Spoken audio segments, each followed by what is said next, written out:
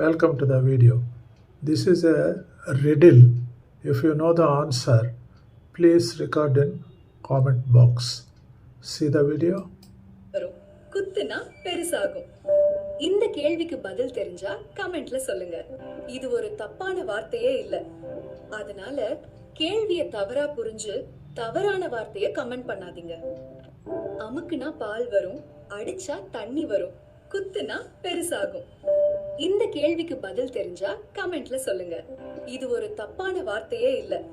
அதனால கேள்வியை தவறா புரிஞ்சு தவறான வார்த்தையை கமெண்ட் பண்ணாதீங்க. அமுக்குனா பால் வரும், அடிச்சா தண்ணி வரும், குத்துனா பெருசாகும்.